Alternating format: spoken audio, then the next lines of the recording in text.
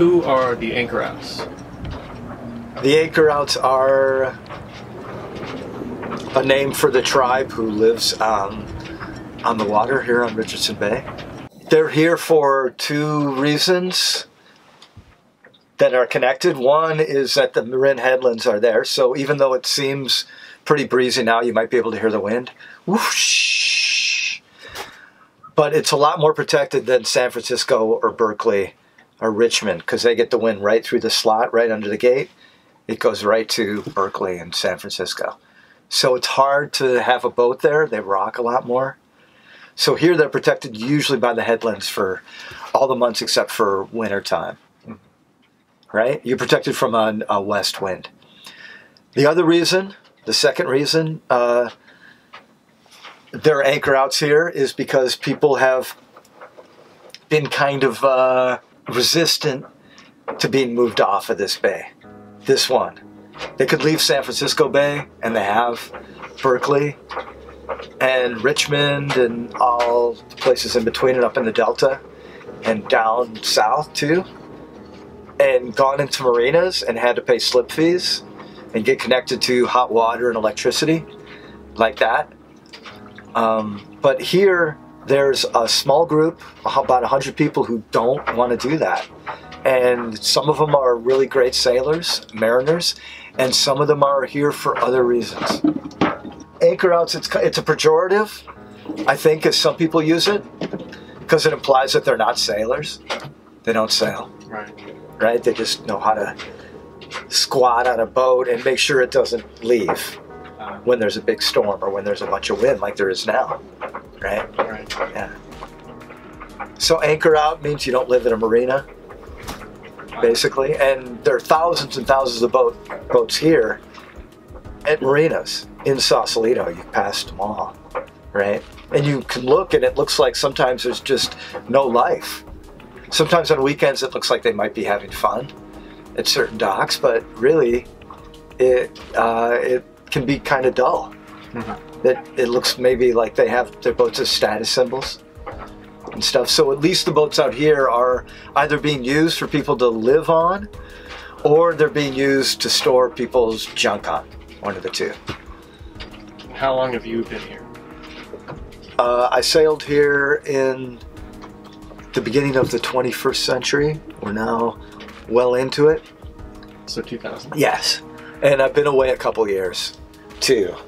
So yeah, a while. And the person who invited me said it's a vortex, and once you come here it's hard to leave, and it is. I mean, it's a beautiful spot. Out of all the spots in the world, this is one of the most beautiful. People come here from everywhere. You mentioned the name Jubilee, and I was wondering if you would go into detail about why you named it Jubilee. Jubilee is it's part of a cycle. So there's a weekly cycle, right? Work 5 or 6 days, have a weekend. There's a sabbatical if a person works at a college. They work 6 years, and the 7th year they get to do anything they want and still get paid. And that's called a sabbatical year. And then Jubilee is every 7 sabbatical years, so 7 times 7, every 50 years, 49 years. It's a reset. So the old system goes away for a year, and everybody starts fresh, I guess is the easiest way to put it. Freedom, forgiveness, and fruit trees. And it's hard to believe that there are people against it, but there are.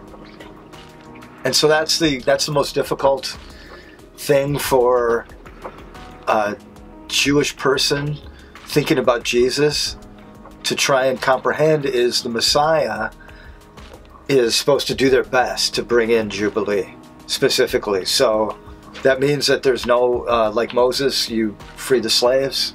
Like Jeremiah, like Obama did with the banks, but not with the people.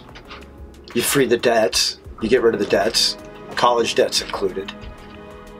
So people are not having to decide what to do in the present based on any mistakes they made in the past. You know, that works for 98% of the time, but if it keeps on going, then if a debt is being charged interest, obviously it's going to compound. And it's going to be higher and higher and higher, and it can not just put one generation, but more than that, into poverty. Take away their land and their house and everything. So, and the third part is everybody has a place to live. And the idea is that everybody, by being born on this earth, which we don't remember asking to be born, and knowing that none of it was created by human hands, not the earth, the buildings that are on the earth, but the buildings usually aren't as beautiful as the earth itself is when it's just sitting there. The Golden Gate Bridge is the most beautiful man-made structure that I've ever seen, but what was there before was even better, which was the Golden Gate. That's the problem. That's the biggest problem in California. And it was called, we had a group called Occupy, and we were in tents downtown. People living in front of the banks, talking about the second part of Jubilee, which was debt forgiveness specifically. And once that broke up, or was broken up, the tents are now scattered all over downtown LA and San Francisco and Oakland and lots of other places too. There's a community of people that can't afford to live in this beautiful area. And the idea that we decide where people will live based on how much money they have, it works in theory up to a point. But then it falls apart when the people who work in a place, the people who decide that they're going to take a sabbatical year and don't work for the colleges, anything like that, the people that had just get out of college and have college debts don't have a place to live. They can't afford to live in their hometown. And that's not a way to make a place very inviting. Then it just gets to be retirees, people who've had their houses for 50 years before the price of houses went up, and people who bought their way in. So Jubilee's an antidote to the present system, way of doing things, a small break. Jesus came to bring it in too, and was not able to. And that's what makes it hard for a Jewish person to believe in a Messiah who hasn't achieved the goal. The goal is Jubilee. The goal is that we're not ruled by people who are anti-Jubileists, and we're paying attention. We're bowing down to that, and we're supposed to bow down to something a little higher than that. And that Jubilee is a symbol of it. And the first line of it's on the Liberty Bell, which is declare freedom throughout the nation and to all its citizens therein. And that's what Lincoln tried to do in the 1860s, and it's what we're still trying to do now, some people. Where did you protest that? I was in San Francisco and Oakland. Yeah, and I've got an artist friend, my artist friend Tina. I told her, I guess I hadn't told her about it before, and I told her, and I said that I had been in jail, and I felt like she was shocked. Because the idea is that anybody that goes to jail is a criminal, but as we know from the Jesus story, it's not always that way. Sometimes it's people who are willing to stand up for something and willing to sit down and lie down for it too. And so that comes back to the first part of Jubilee, which is that the captives, and most of them are not in prison for what are considered crimes around the world, murder or rape or even thievery, those three things. Most people are not in prison for those three. They're in prison for something else. Mm-hmm. And that it's not like, my brother works in the prison system, so I know, and my family has done that kind of work for a while. And some of the people who live out in this bay are people who have had experiences with that prison system. They just got out, or they're on probation, on parole. Jubilee is a way of self-government where people don't have to wait to get an order from above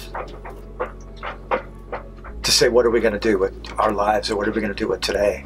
Well, we have to do something because this group of people who got together and have more money than we do have taken all the jobs away, and they've decided that we have to work for them, we can't work for ourselves, because we don't have the capital to get the tools together.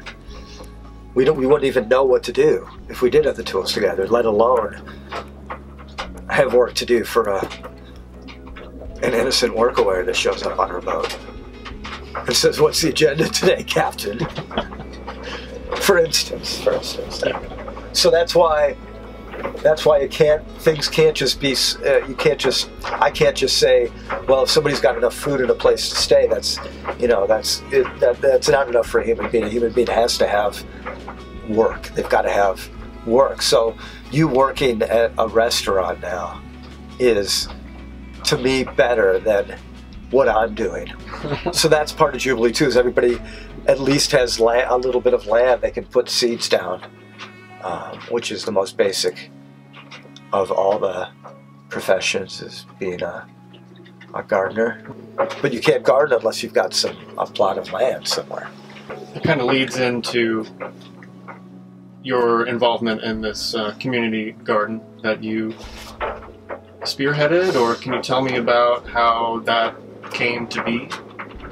It was basically illegal here in the city, along with this town. It's got 7,700 people in it. It's officially called a suburb. They did that so they don't have to build any more housing, any more low-cost housing in Sausalito, right? Suburbs don't have to do that. It's kind of I'm not proud of this town for doing that. But I wanted to get involved, so I started studying all of this, all the issues that the local council and mayor and city manager and Department of Public Works and all the people here have to deal with.